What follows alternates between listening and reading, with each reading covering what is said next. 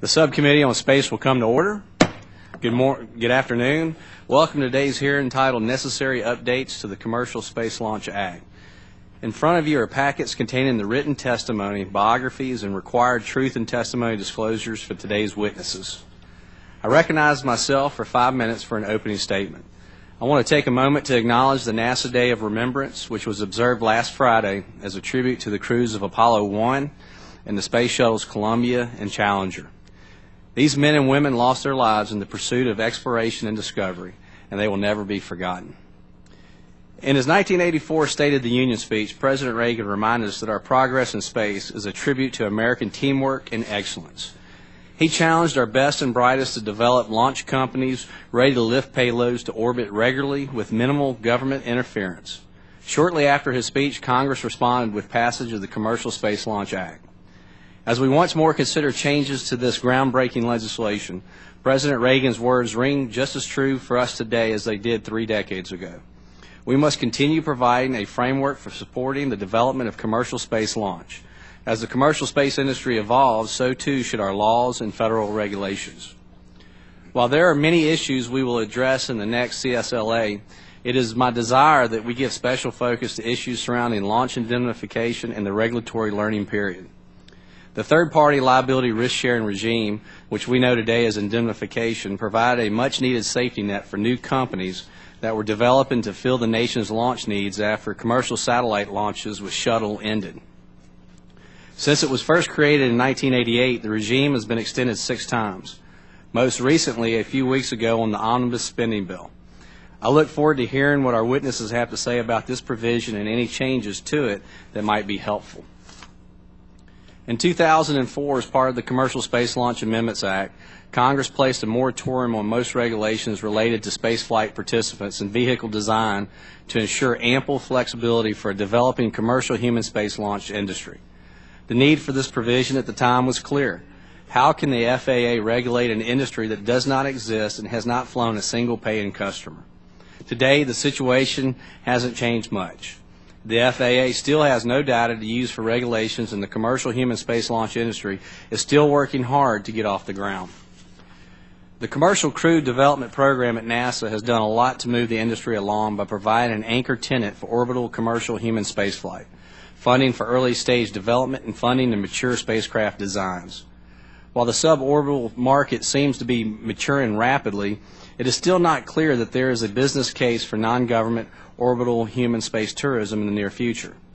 What is clear is that if the FAA begins trampling on these companies with regulations based on speculation instead of data, we may never see the promise of commercial human spaceflight realized. The learning period will expire in 2015, and I look forward to what our witnesses have to say about this provision and its relative importance to the industry. There are many other issues that may need to be addressed in a potential commercial space bill, such as streamlining the permitting process, offering more flexibility for experimental aircraft, better defining the various types of spacecraft, and strengthening the informed consent provisions. We must also ensure that export controls and international trafficking and arms regulations are rational and productive. We need to provide stable, certain, and competitive regulatory environments at the Federal Aviation Administration, the Federal Communications Commission, and the National Oceanic and Atmospheric Administration that facilitate domestic investment. I have to mention that as I prepared for this hearing, I reviewed an article in the Journal of Space Law, which is published by the University of Mississippi School of Law. Ole Miss is a world premier space law program, and I'm happy to know that Mississippi is at the forefront of these challenging issues. I look forward to working with both sides of the aisle in the next few months to come up with bipartisan solutions to these issues. There's a lot of promise in the future of commercial spaceflight, and if we work together, I know we can put in place policies that will help grow our economy in this great industry. With that, I yield to the ranking member, the gentlewoman from Maryland, Ms. Edwards. Thank you very much, Mr. Chairman, and I hope you all bear with my voice. I promised the chairman of the full committee that I'd go easy on him today because I don't have a voice, and I'll honor that promise. I appreciate all our witnesses here today, and I'm looking back to when the Commercial Space Launch Act was passed in 1984, and I think and then amendments, of course, in 1988 and 2004, and I think it's fair to say that the commercial space industry indeed has come a long way. Not only has it come a long way, but it's growing and changing every day as companies and entrepreneurs continue to generate new ideas and technical concepts for potential commercial space transportation systems. Mr. Chairman, I think this type of ingenuity and innovative spirit that defines our nation and our economic potential is great, and I want to see it succeed. And as I said before, I'm one of those adventurers who wants to be a passenger, but of course I want it to be safe. And of course my enthusiasm is tempered by the recognition that there are a number of questions that remain outstanding in this growing industry that need to be answered and issues that need to be resolved. The recently passed extension of the third-party liability and indemnification regime for 3 years, I think, means that we have the time for a thorough and thoughtful examination of these questions, and I look forward to our subcommittee conducting future hearings to address them. For example, should we be providing indemnification permanently, or should we be laying the groundwork for a shift toward an insurance-based regime? How might such a transition occur, and on what timeline? What would such a transition mean for the insurance industry, and what other industry models can we examine for good practices? There are also questions about how liability should be treated for passengers, or spaceflight participants as they're called. And that brings me to the question of whether the policy and regulations for commercial space flights with humans should differ from that for commercial launches carrying satellites, cargo, or other payloads, which have comprised the commercial space industry to date. In short, the real question is whether a one-size-fits-all approach to commercial space transportation and policy and regulation are appropriate for this industry, or should we consider different frameworks for commercial human and commercial uncrewed space transportation systems. Already we're seeing the existing statute being tested every day by the evolving nature of the industry. So I hope that we're going to be able to answer some of these questions. I'm going to enter my full statement into the record so that I can relieve your ears of my voice. But I will say that I think this sampling of the range of questions for our witnesses today tells us that we have so much more to learn, and I really do hope that this committee will do what is intended, and that is really thoroughly and thoughtfully examine all of these questions, because I think it's important both for the maturing and growing industry, but it's also important for any potential passengers and crews. And I know that we hadn't had that time before, but certainly with this 3-year extension in place, we have the time for that kind of thoughtful consideration right now. And we also have the time to examine other industries that have evolved, and we have examples of them that may show us some window into the way that we need to deal with the potential liabilities in this industry. And with that, I yield. Thank you, Ms. Edwards. I now recognize the chairman of the full committee for a statement. Okay. Thank you, Mr. Chairman. Let me confess at the outset and say to the ranking member, Donna Edwards, that there are some days I wish she had laryngitis, but today is actually not one of them. Furthermore, now that she is engaged to a Texan, I assume she'll be voting with me more often. Mr. Chairman, that was not really public. Oh. Oh. Well, I was looking at your engagement ring. I thought that was a giveaway. Sorry.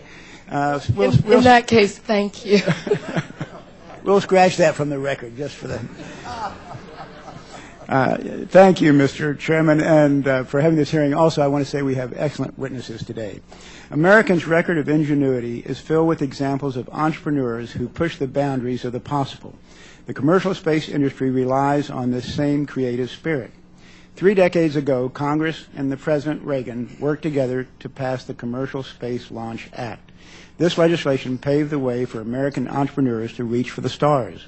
America has always been a nation of innovators and explorers.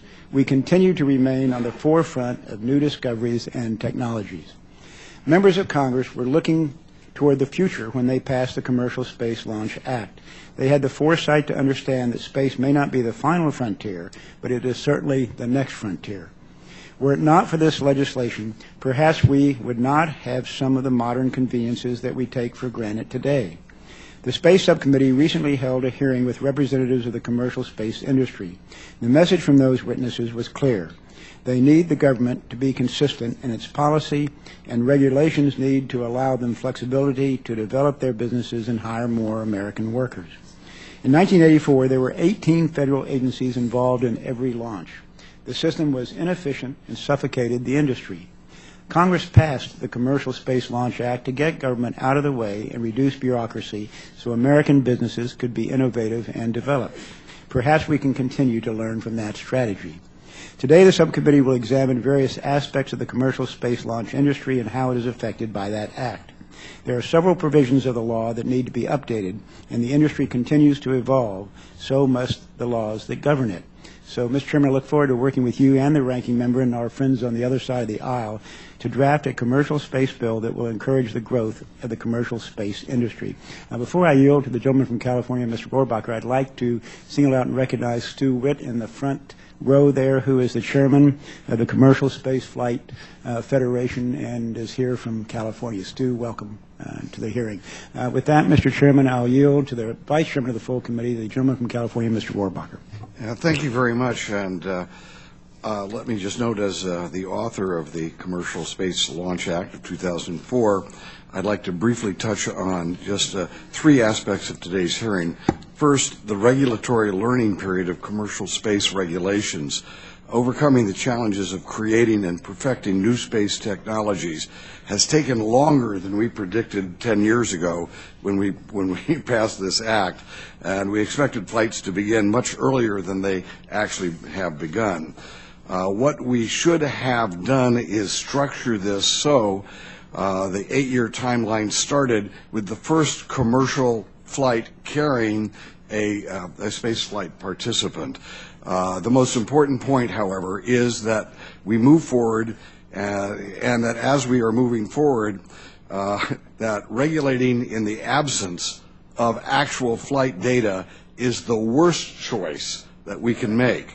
So item number 2 is the limits on testing of space vehicles once launch licenses have been issued. Virgin Galactic is continuing their powered test flights on Spaceship Two, and the FAA is close to a decision on their license application.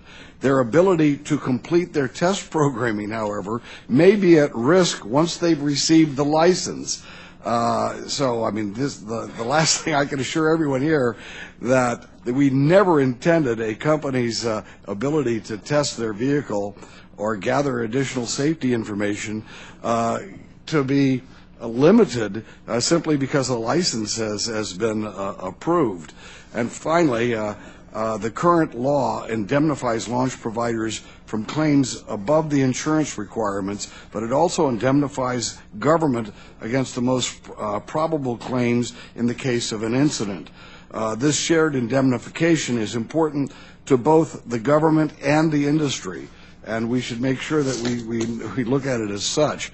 And so I look forward to our hearing of our witnesses. I have to leave at 3 o'clock, but I'm really looking forward to your testimony, and I may not be able to stay for the question period, but thank you very much for yielding time and letting me put this on the record. Thank you. If there are members who wish to submit additional opening statements, your statements will be added to the record at this point. At this time, I'd like to introduce our panel of witnesses. Our first witness is Dr. George Neal, Associate Administrator for Commercial Space Transportation at the Federal Aviation Administration. Dr. Neal came to the FAA from the Orbital Sciences Corporation, where he served as Senior Scientist for the Advanced Programs Group. He was the manager of the Flight Integration Office for the Space Shuttle Program at Johnson Space Center, a graduate of the United States Air Force Academy. He holds an MS and PhD in Aeronautics and Astronautics from Stanford University and an MBA from George Washington University. Our second witness is Dr. Alicia Cackley, Director of the Financial Markets and Community Investment Team at the Government Accountability Office. She oversees policy research and program evaluation on a broad range of insurance, consumer protection, housing, and finance issues. Ms. Cackley received her PhD in economics from the University of Michigan and has been with the GAO since 1990. Our third witness is Dr. Henry Hertzfeld, Research Professor of Space Policy and International Affairs at the Elliott School of International Affairs at George Washington University. He is also an adjunct professor of law at GW. Dr. Hertzfeld has served as a senior economist and policy analyst at both NASA and the National Science Foundation. and is a consultant to both U.S. and international agencies and organizations. Dr. Hertzfeld is a member of the bar in Pennsylvania and the District of Columbia. He received his Ph.D. from Temple University. As our witnesses should know, spoken testimony is limited to 5 minutes each, after which members of the committee have 5 minutes each to ask questions. Your written testimony will be included in the record of the hearing. I now recognize our first witness, Dr. Neild, for 5 minutes.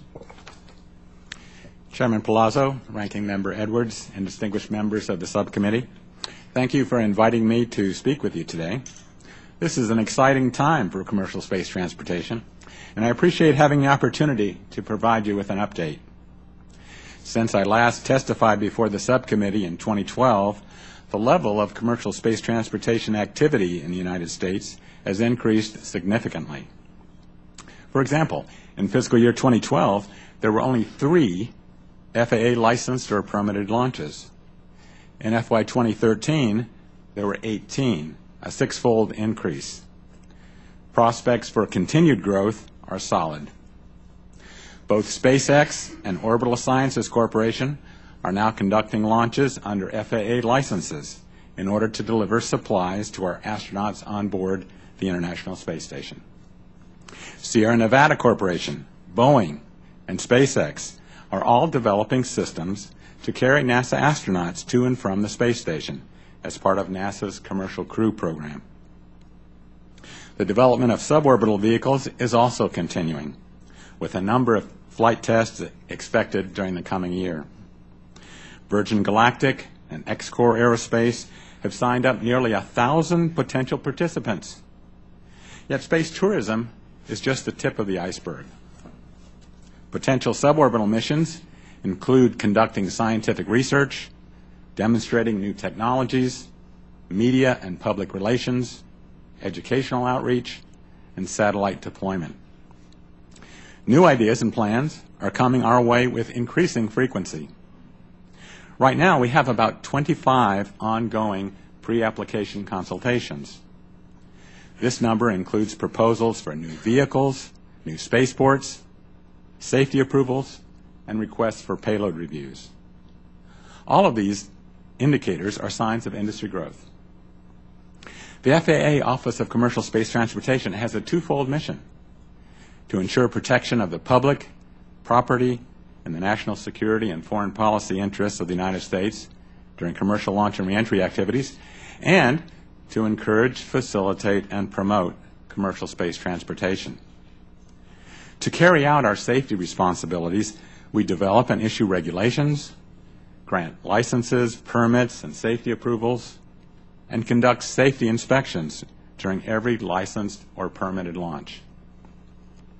With the advent of on-orbit commercial space transportation, the FAA has begun a dialogue with our stakeholders to explore the need for adjustments to the FAA's statutory authority. As the number of commercial space transportation vehicles increases, it is appropriate to consider closing the current regulatory and safety gap between launch and reentry.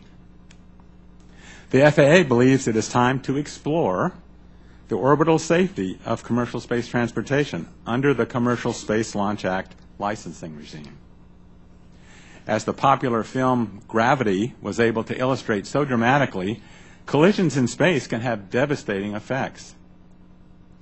The FAA's experience with collision avoidance includes conducting analyses and implementing orbital debris mitigation practices for U.S. licensed launches.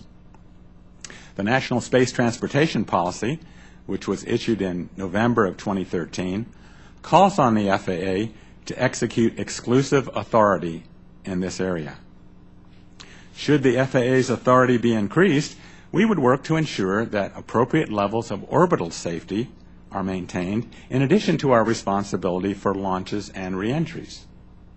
The goal would be for the FAA to address orbital transportation safety, including for orbital debris mitigation, for spacecraft whose primary function was transportation. Finally, I'd like to assure the subcommittee that our partnership with NASA with respect to its commercial activities is proceeding very smoothly. We strongly support the administration's requested changes to the Commercial Space Launch Act that would add a third category of occupants called government astronauts. The changes would complement our existing definitions of crew and spaceflight participants and would increase transparency and ease the administration of our regulations in the context of NASA astronauts serving as crew. Mr. Chairman, this concludes my prepared remarks. I would be pleased to answer any questions that you may have. Thank you, Dr. Neal. I now recognize our next witness, Dr. Cackley, for 5 minutes. Chairman Palazzo, Ranking Member Edwards, and members of the subcommittee, I'm pleased to be here today to talk about the Federal Aviation Administration's Commercial Space Launch Indemnification Program. As you are aware, a catastrophic commercial launch accident could have a significant impact on the uninvolved public or third parties in the form of personal injuries or property damage. In anticipation of such an event, a launch company must purchase a fixed amount of insurance for each launch per calculation by the FAA. According to the 1988 amendments of the Commercial Space Launch Act, or CSLA, the federal government is then potentially liable for claims above that amount, up to an additional $3 billion, as adjusted for inflation and subject to congressional appropriations.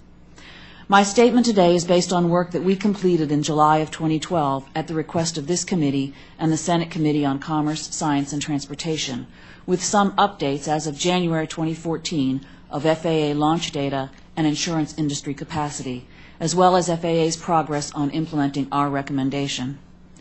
In July 2012, we compared the U.S. government's indemnification policy with those of other countries and found that the United States provides less indemnification for third-party losses than key competitors such as China, France, and Russia, because these countries put no upper limit on the amount of their coverage, while in the U.S. coverage stops at about $3 billion per launch.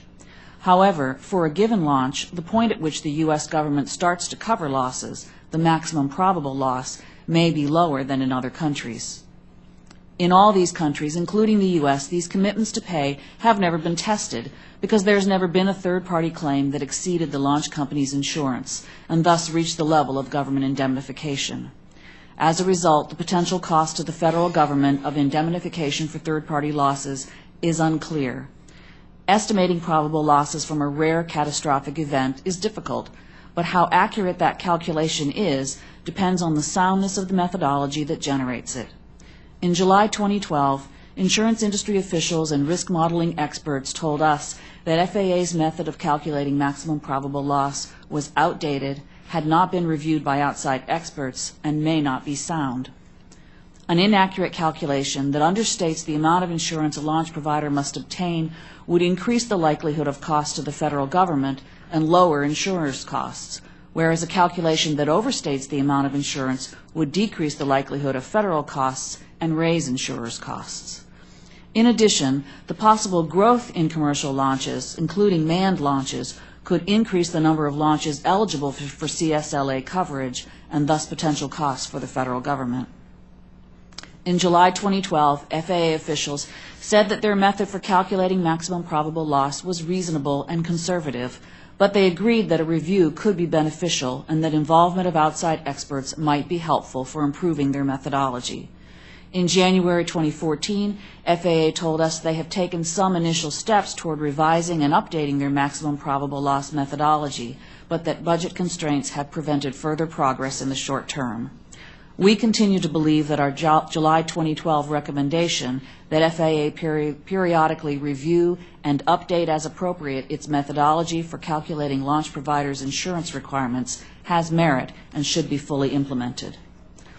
With respect to the ability and willingness of the insurance market to provide additional third-party liability coverage, industry representatives we contacted in July 2012 told us the market was generally willing and able to provide up to $500 million per launch, and one insurer recently confirmed this is still the case. Because the amount of insurance FAA requires launch providers to obtain averages about $82 million per launch as of 2014, and coverage available through CSLA is about $3 billion above a given launch's maximum probable loss, insurers could provide some of the coverage currently available through CSLA, namely the difference between the maximum probable loss and the $500 million the industry indicated was the most they might provide. However, industry representatives cautioned that the amount and price of insurance that they might provide could change quickly if a large loss were to occur. Oh, this didn't print. If those costs are passed on to customers, U.S. launch companies could be more expensive and therefore less competitive than their foreign counterparts. Oh, I'm sorry. Let me start this last part over. Finally, while ending indemnification could potentially decrease U.S. competitiveness, this depends on many factors, and the actual effects are currently unknown. Launch companies and customers GAO contacted in July 2012 believed that ending federal indemnification could lead to higher launch costs for U.S. launch companies. If those costs are passed on to customers, U.S. launch companies could be more expensive and therefore less competitive than their foreign counterparts.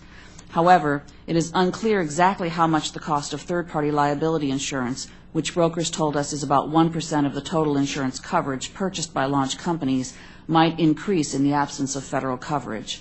And while launch customers said that price and vehicle reliability were key factors in their choice of a launch company, it is also not clear whether the increase in insurance costs alone would be sufficient reason for a launch customer to choose a foreign launch company over a U.S. company. Mr. Chairman, this concludes my prepared statement. I would be happy to respond to any questions. Thank you, Dr. Cackley. I now recognize our final witness, Dr. Hertzfeld, for 5 minutes. Thank you very much. Thank you for the opportunity to testify today on the topic of updating the Commercial Space Launch Act. Microphone, please. Are we okay now? Oh. I'm sorry. I'll start again. Thank you for the opportunity to testify today on the topic of updating the Commercial Space Launch Act. This act has proven to be a very powerful and productive force in stimulating commercial space transportation in the United States. The Department of Transportation, through the Federal Aviation Administration, has carried out its obligations well, and the United States is recognized as a responsible nation in administering commercial space launch activities. The FAA has also been successful in promoting commercial space endeavors. The fact that regulations have remained predictable, stable, consistent, and have been administered with fairness and transparency is alone enough to provide confidence in the domestic and international commercial communities. But there are some considerations that the Congress should address as commercial space activities evolve. The first is jurisdictional. The DOT is an agency with expertise in administering rules concerning all types of transportation, but it has no special expertise in the fields of resource extraction, energy generation, or moon landings, all of which are being seriously proposed for outer space commercial projects. In fact, Congress has not granted to any agency specific regulatory powers over most activities in outer space. And examples of that include launching a payload from a platform in space, oversight of a commercial payload landing on an asteroid or other celestial body, extracting, moving, or returning Earth resources from space. It's important to remember that by treaty agreements, the United States government, as a launching state, is ultimately liable for damages from these activities should something go wrong. Rather than expand the scope of the CSLA, I would recommend that Congress consider allocating future jurisdiction over non-transportation issues to agencies with the required expertise in those areas. That's been the approach Congress has chosen in the past, witnessed by the Department of Commerce licensing of remote sensing payloads and the earlier FCC licensing of telecommunications satellites. At the same time, Congress should clearly define the jurisdictional limits of the CSLA in order to avoid overlaps. Topic of indemnification. If there were a catastrophic accident in space involving a U.S. government or corporate asset, politics and international relations, rather than any congressional limit, would likely determine who would pay and how much. The good news, of course, is that the probability of such a catastrophic accident in space is relatively small. The bad news is that some orbits are becoming crowded, and there's a growing probability that an accident with large economic consequences could happen. This, coupled with emerging space capabilities such as satellite servicing, active debris removal, or moving asteroids, will raise new insurance and indemnification issues. Examples, again, are although launch insurance is required, satellite insurance is not. The United States could undertake an effort to negotiate international agreements for limits to liability from damages in space. There's no international enforceable and binding dispute resolution system for commercial accidents in outer space. Binding arbitration might be one to consider. The United States government should adopt incentives for private industry to develop its own insurance pool, possibly eliminating the need for government indemnification. Regarding the experimental period for suborbital human flight, there's no clear answer to when the experimental period should end, but it certainly will have to be extended beyond 2015. There are a number of companies developing human suborbital systems. Each company has a different technological approach, making any end to an experimental period unique to each. Congress is faced with a dilemma. If it ends the experimental period when the first company is deemed to be successful, it penalizes late starters. But if it continues it indefinitely, then final regulations for safety in suborbital vehicles will be greatly delayed, possibly risking lives and damage. In regard to other nations, all launching states or parties to the Outer Space Treaty have agreed to assume liability and indemnify launches. But there is no guarantee that if a problem occurs in space, all will handle it the same way or in a way that will be satisfactory to other nations. With the exception of a major unilateral shift in the indemnification regime, such as terminating the U.S. government's guarantee, it is unlikely that the current CSLA or any changes to it will significantly alter the competitiveness of U.S. launch companies. In summary, the CLSA has proven to be effective and responsive to U.S. industry's needs. However, because of the diverse spread of expertise and responsibility among different federal agencies, the Congress should address the interagency coordination of all United States space activities so that future commercial space licenses will be handled effectively, efficiently, and quickly with the maximum transparency that's possible. Thank you very much. Thank you, Dr. Hertzfeld. I thank the witnesses for being available for questioning today. Reminding members that committee rules limits questioning to 5 minutes. The chair will at this point open the round of questions. The chair recognizes himself for 5 minutes. When Congress enacted the law to promote commercial human spaceflight in 2004, it included an 8-year learning period to allow industry to innovate without excessive regulation, while allowing the FAA to write rules based on actual problems during licensed flights. Unfortunately, it's taken a long time for the industry to emerge, so Congress extended this for the full duration of the FAA Reauthorization Act in 2012, basically until September 30th, 2015. It is my understanding that FAA's Commercial Space Transportation Advisory Committee, COMSTAC, has recommended that the learning period be restored to a full 8 years from the first licensed flight of a spaceflight participant. Do you agree with the FAA Advisory Committee's recommendation? I'd like to start with Dr. Neal. Mr. Chairman, if I could, I'd like to tell you a little bit about what the FAA has been doing since Congress extended the learning period to give some context to the question itself. When we were asked to engage with industry about this subject, we went out and consulted with industry, specifically with COMSTAC, with NASA, with the Civil Aerospace Medical Institute, CAMI, that is part of the FAA, and with academia, specifically the Center of Excellence for Commercial Space Transportation, and asked for their help and advice. We then held a series of 8 public teleconferences to discuss what the FAA's oversight should look like, what levels of safety are appropriate, abort systems, fault tolerance, design margins, medical best practices, communications, and many other topics. And after reviewing the data and the lessons learned from the last 50 years of human spaceflight, we developed a draft document entitled The Established Practices of Human Spaceflight Occupant Safety. And we posted that on our website and asked for comments from industry and from NASA. We're currently in the process of reviewing those comments, and we hope to finalize the document this year. The ultimate goal is to gain the consensus of government, industry, and academia. And really, the document has 2 purposes. First of all, to serve as a framework and a benchmark for industry to use in developing industry consensus standards. And secondly, to serve as a baseline and a starting point should there be a need for government to issue regulations at some point in the future once the moratorium has expired. So that sets the stage for where we are. I'd be happy to expand on that later if you have time. Well, thank you, Dr. Neal. Dr. Hertzfeld, would you like to add anything to that?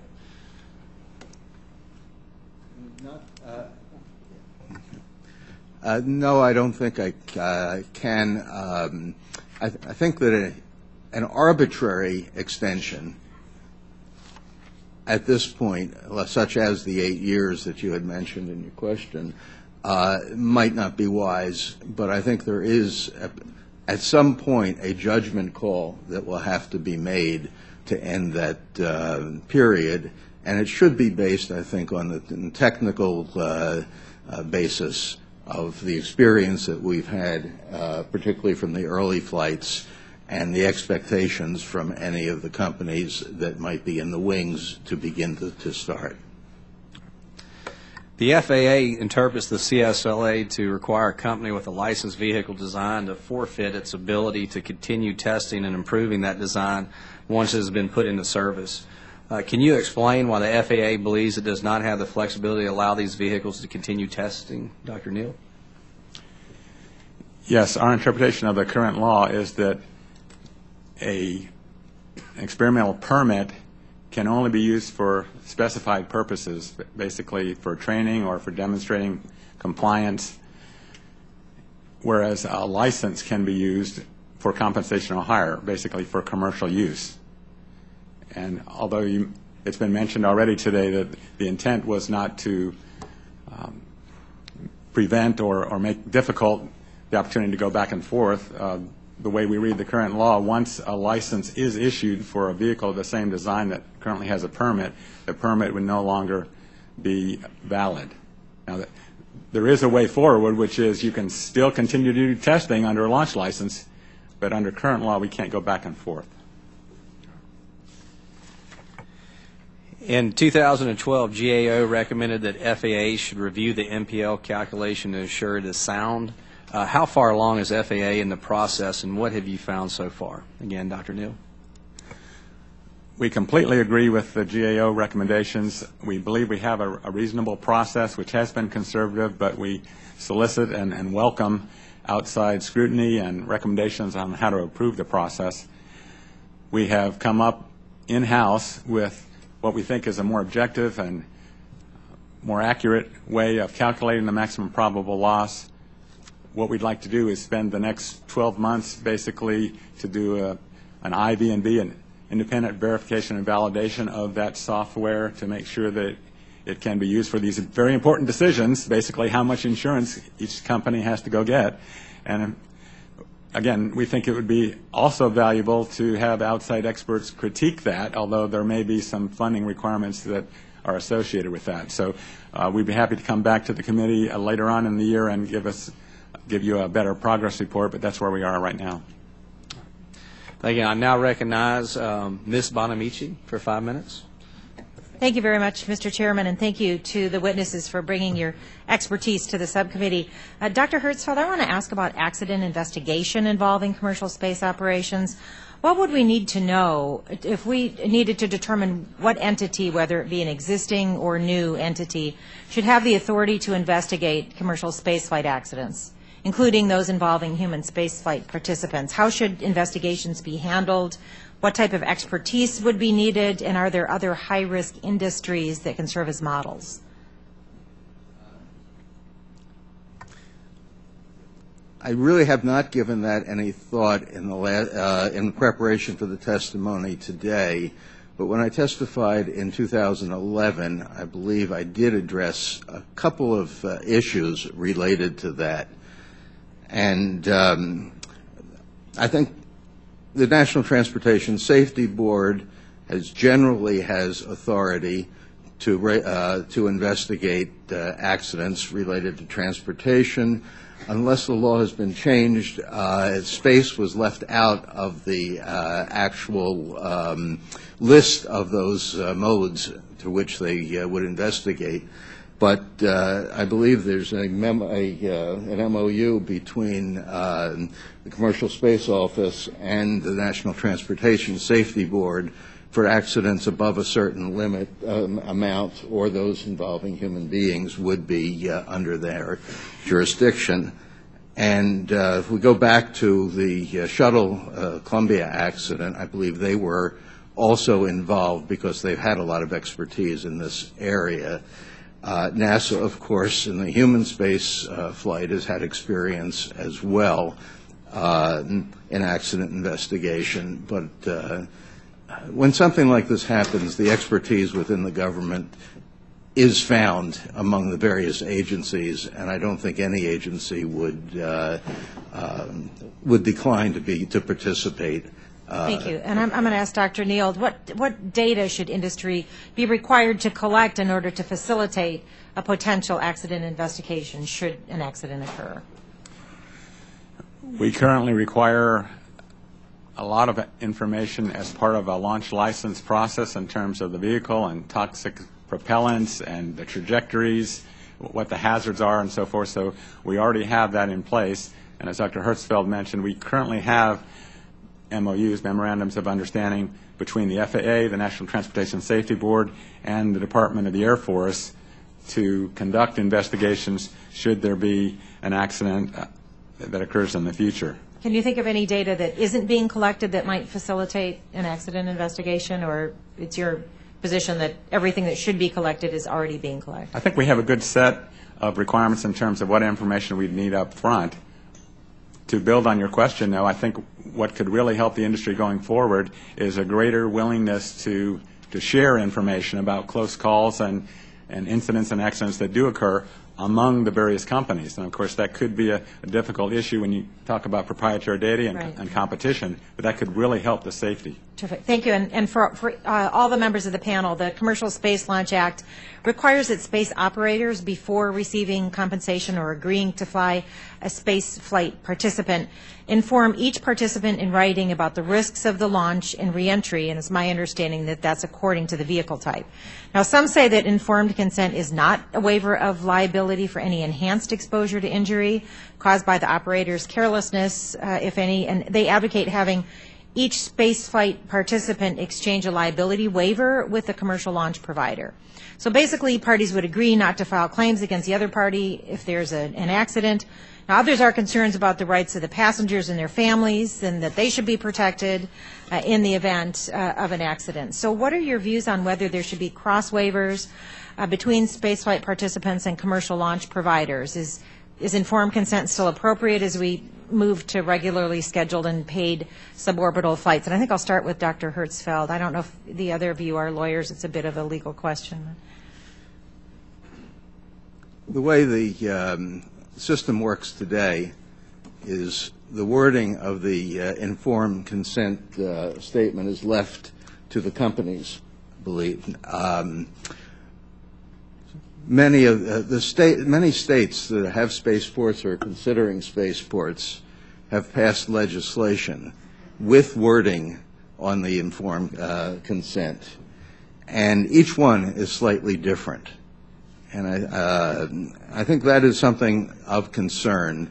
Looking ahead, states, it's quite fine for states to compete against each other for economic reasons. But some of these some of these laws are aimed at protecting the operator from a suit by one of the passengers if something went wrong, and with the exception, I believe, of willful actions or gross negligence.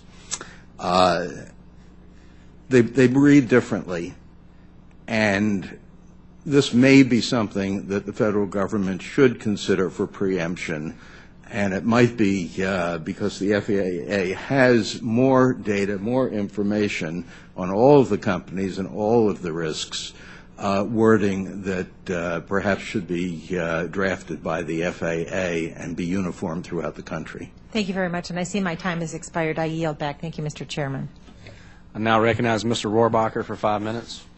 Thank you very much, and I'm going to have to be out of here in 5 minutes, so we'll get right to it.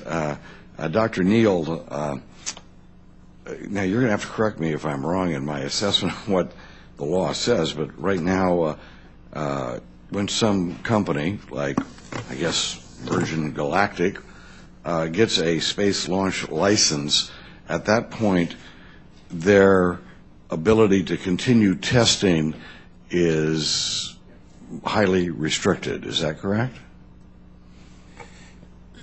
Just to be precise, currently Scaled Composites has the permit for Spaceship Two. Virgin will be the eventual customer, and they have applied for a launch license. Right. But So once that license is issued, the use of a permit is invalidated. So they can't go.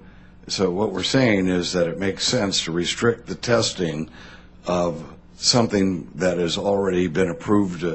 But we don't believe in perfecting it anymore, or make it even a little more safer.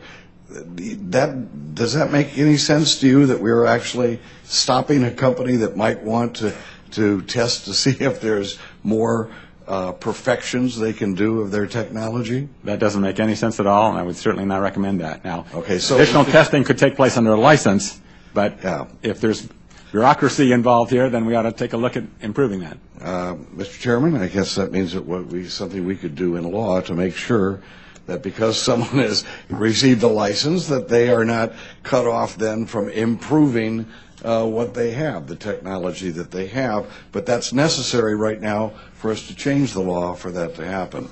And let me ask, right now you've got 18 federal agencies that in some way have something to do with the launch industry, and it was decided, and we've tried to focus most of this regulation on the Department of Transportation and the FAA Commercial Space Office. Doctor, you seem to be suggesting that we need to have more offices and more different bureaucrats involved, complicating the process more rather than facilitating something that we need to develop in our country. You know what they say is bureaucracy is the most efficient system ever devised to turn creative energies into solid waste. And you seem to be advocating more government bureaucrats than less. Not exactly. I used the word agencies in my testimony. That is correct.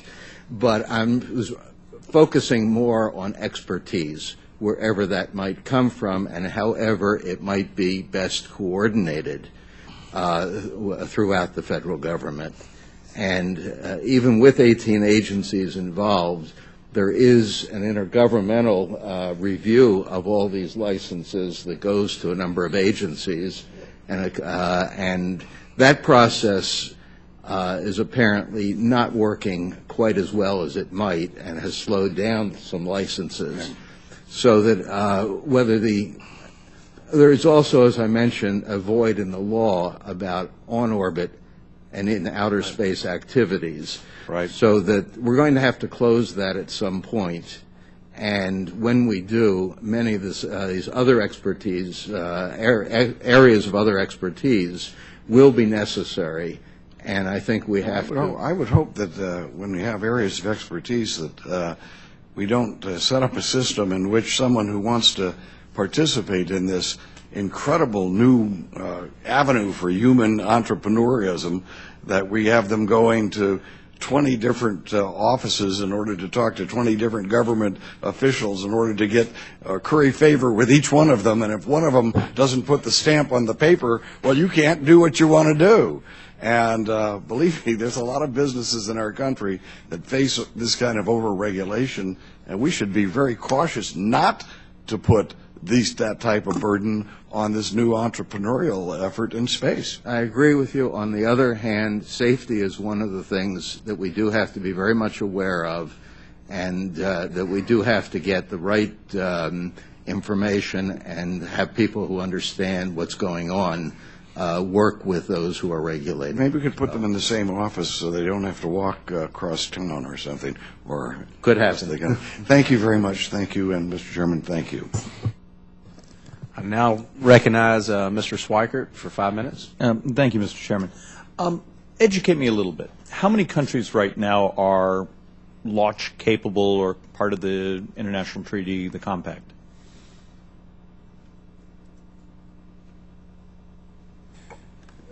There are a number of countries who are involved in space in some way, but today only China and Russia are able to launch people into orbit. But how many are part of some of the treaty mechanisms out there? Over 100. Okay, out of those 100, how many of them have a liability mitigation mechanic? Do they all take it as a government indemnification? Are there others that have bifurcated it or created a reinsurance mechanic? How do other countries also deal with this? Most of the other countries that we looked at, and we looked most specifically at China, Russia, France, those are some of the main countries, and they all have a government indemnification program. Is there anyone that you know of, sorry, Doctor, anyone out there who's actually broken that model of sort of a national insurance? Not that I am aware of, but that doesn't mean it doesn't exist. But it certainly isn't among the largest companies that have the most launches that we have tracked. Okay. To my other doctors, and this is easy, doctor. There are 28 countries that have signed or ratified the Outer Space Treaty. There are about 11 countries with launch capabilities. Most other countries, other than the ones mentioned, are launching their own government satellites. So we're not really talking about the commercial end of it, and they have obligated themselves through the treaties to indemnify. Point out, though, that the definition of a launching state extends to countries that purchase a launch. Well, you beat me. Actually, my next question is there a bifurcation? I'm a private concern out of Taiwan. I approach the French. They're going to be my lift vehicle to put up a satellite. Do I carry a proportionality of risk? How is that mitigated? Potentially, but the French... are you only use French as just... But no, and I'm using it as an example. They would require insurance of some sort or indemnification for the launch. And how is that being acquired? So you're telling me if I'm buying lift capacity, that as that purchaser, as I'm out there in the market buying? Be included in the price of the launch. Okay, but ultimately I'm paying the French government for that? Yes. Okay. Just as a philosophical sort of touch, Congressman Warbacher was actually coming close to something, and let's see if I can sort of express from a personal view, and you tell me where I'm right or wrong. I look at the Internet. One of the most amazing sort of economic curves we can get our heads around. How it's changed the world, changed our lives, changed everything we're discussing and how we do our businesses. It's also something that had a very, very soft touch of government regulation, government intrusion, government control, government definitions. Why does that model not work in this world?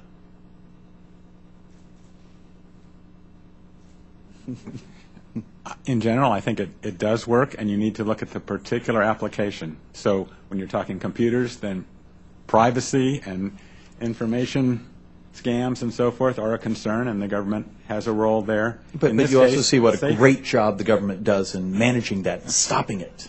I mean, at some point, we have to deal with the reality of incentives and smart people committing bad acts. Good point. And I'm all for industry designing, developing, operating space vehicles. I think the government does have an important role to ensure public safety and, to the extent appropriate, to encourage, facilitate, and enable the industry to be successful. But if I was going to maximize public safety, does that safety really come from a command and control regulatory environment, or does it come by actually sort of an indemnification insurance environment where the insurance world is actually able to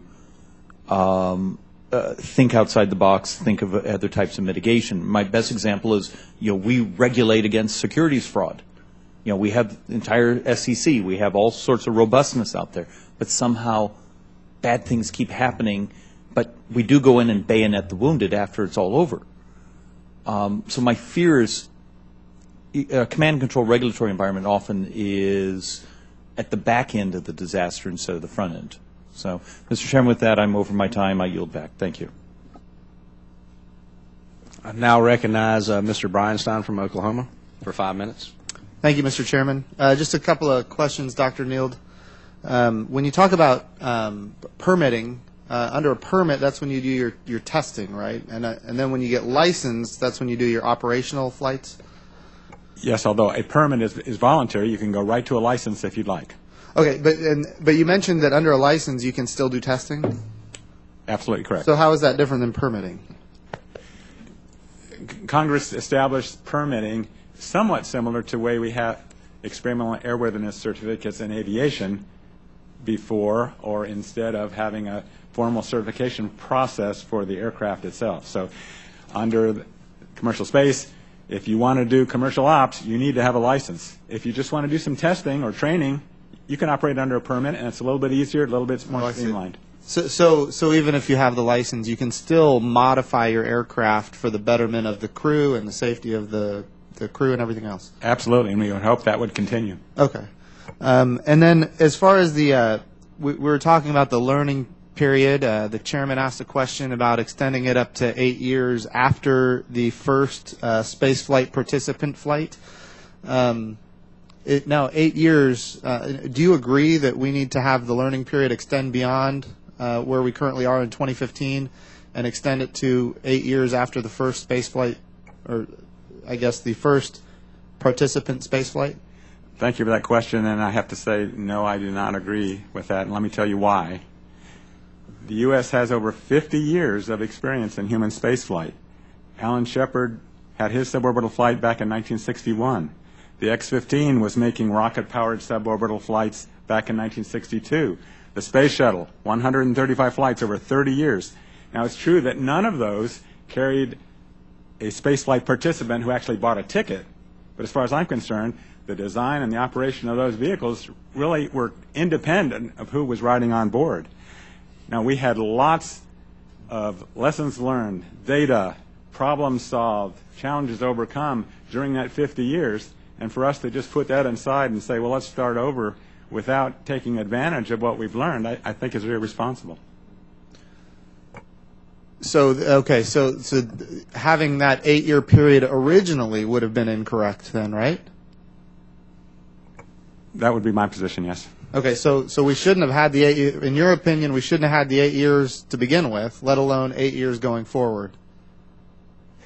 That's correct. However, I'm very sensitive to the concerns that industry has about government being overreaching and burdensome and holding things back. That is not what we want to do in the Office of Commercial Space Transportation. We want to enable safe and successful commercial operations. Okay. Mr. Chairman, I yield back. Thank you. At this time, we're going to go into a second round of questioning. There's no objections. All right, I'll yield myself 5 minutes. And according to the experts in the insurance industry, there is a large pool of capital available for launch and payload insurance, but this pool is also used for various other types of specialty insurance and is susceptible to quickly changing world events. Does GAO believe there is a sufficient amount of capital in the insurance market to allow for insurance at a reasonable cost within indemnification? Dr. Cackley? When we did our work in 2012, we spoke to a number of insurance companies and insurance brokers. We looked very carefully at the question of industry capacity to cover more than the maximum probable loss that is currently required, that launch companies are currently required. And we very much discovered that there is more capacity than what is currently required. And the insurance companies told us that they had the capacity to go as high as $500 million in coverage. But they did talk about the fact that that ability was very much dependent on future events. So as soon as if there were to be a large impact event, that could change very quickly, and therefore there isn't necessarily a stability of provision of insurance going forward that the launch companies could necessarily count on. So we don't have a position as to whether there is and will always be greater capacity, but there certainly is a possibility for greater capacity than what insurance companies are currently providing. Okay, my final question, this is going to be for Dr. Neal. CSLA envisioned a single license to launch for commercial spaceflight companies, essentially a one-stop shop. It seems that FAA is having difficulty with how to regulate hybrid space vehicles, which are part aircraft and part spacecraft. As I understand it, these vehicles are required to operate under different sets of regulations at different times of operation. This type of process is inefficient and inexpensive. Additionally, anytime there are two sets of rules, gaps and conflicts can develop which can impact safety. How could the Office of Commercial Space Transportation and the Aviation Safety Office cooperate so that the Aviation Office provides all necessary input and expertise on airplane technology, but the Commercial Space Office has the one-stop shop role for the industry? Thank you for that question. Let me just say that the Office of Commercial Space Transportation and the Office of Aviation Safety do cooperate and do provide support to one another as appropriate. In terms of specific legislation, we certainly support a flexible regulatory structure which promotes growth, safely integrates operations into the national airspace system, and leverages all the capabilities of the FAA. And we welcome the opportunity to provide additional technical assistance to the committee as you consider avenues to correct the perceived obstacles to a streamlined operation. Thank you. At this time, I recognize Ms. Bonamici for 5 minutes. Thank you, Mr. Chairman, and thank you for allowing the second round of questions, especially since the members over here had to leave before they got to ask questions. So for all of the distinguished panel, think back to the airline industry. The FAA previously had dual roles as both advocate and regulator of the airline industry, and that was eventually split, and the FAA only retained the regulatory role. But in contrast, now the FAA has both roles regarding commercial space. So the Office of Space Commercialization and the Department of Commerce seems to complicate the issue, as that office also has responsibilities that include industry advocacy. So what are the pros and cons of removing the advocacy role out of the FAA, and if that decision is made, what entity or entities would be or could be given that responsibility effectively? Dr. Neal, I'll start with you. Thank you. I would point out that from the first passage of the Commercial Space Launch Act 30 years ago, there's been this dual role. On the one hand, promote safety, and on the other, encourage, facilitate, and promote the industry. And that sounds to a lot of people like it could be a conflict, and that question has come up over the years. Congress has asked for reports. We've done independent studies. We've had debates about that. But as I look back, I think it has worked very well. To me, the encourage, facilitate, and promote role is a way of thinking. It's not a compromise of safety in any way. And if you look at the record, there have been 254 licensed or permitted launches in those last 30 years, and none of them have ever had a fatality, serious injuries, or significant property damage. So I think we have the balance about right. Dr. Cackley or Dr. Hertzfeld, do you have the same opinion? Well, we haven't looked at the duplication across FAA and the Department of Commerce in particular, so I don't have an opinion specifically on them, but I do know that GAO has looked at duplication across the federal government in a lot of different areas, and it is something that we identify as a concern, and it's something that should always be reviewed and considered as to whether there is something that could be done differently. Thank you. Dr. Hertzfeld? Yeah, I just, certainly industry has not complained at this point, and I agree it has worked fine up to now. I think there are a couple of issues that require monitoring in this area. When the agency was established in the commercial space launch regulation, we had one type of launch vehicle, ELVs. And then there was, at a point, which could come back at some day in the future, reusable and launch and reentry vehicles that can come, land, and take off again. We don't have that now. But if we begin to have a series of different technologies, a series of different types of vehicles, all regulated by one agency, then there could be an issue of some regulations favoring one type over another, all of them well-meaning, but not coordinated in a way that, and it could affect companies in terms of promoting space. Thank you. And I'm going to try to get one more quick question in, Dr. Hertzfeld.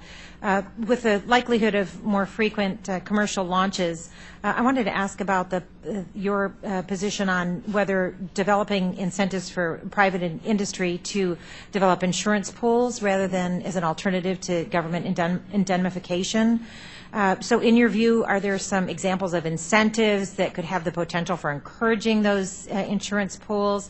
Are they a possible alternative to indemnification, especially in light of the need for newer launch vehicles to pay higher premiums until they establish reliability? I think the major test would be the growth of the industry. If there are enough launches, then there's possibly enough business to warrant that. This same in a slightly different way, but the same scheme of indemnification was applied with the civil nuclear area, and eventually they were able, when they built enough nuclear power plants, to have their own pool and cover their own insurance. I think it's a ways off, but it's possible. Thank you very much, and I yield back. Thank you, Mr. Chairman. Now recognize Mr. Breinstein for 5 minutes. Thank you, Mr. Chairman. Dr. Neild, your title, Associate Administrator for Commercial Space Transportation of the Federal Aviation Administration. And, it was my understanding that, and correct me if I'm wrong, that the FAA's Commercial Space Transportation Advisory Committee, COMSTAC, has recommended that the learning period be restored to a full 8 years from the first licensed flight of a spaceflight participant. So what is your relationship with the advisory committee, and do you and the advisory committee differ in that opinion? The ComStack provides advice to the administrator and to me about issues of interest to commercial space transportation, and we very much appreciate their advice. We are not looking for a rubber stamp or a validation of what we're trying to do. In this particular case, there is a difference that you pointed out between their recommendation and my recommendation to the Congress. That's all I had, Mr. Chairman. Thank you. I want to thank the witnesses for their valuable testimony and the members for their questions. The members of the committee may have additional questions for you, and we will ask you to respond to those in writing. The record will remain open for 2 weeks for additional comments and written questions from members. The witnesses are excused, and this hearing is adjourned. That was a great panel. That was good.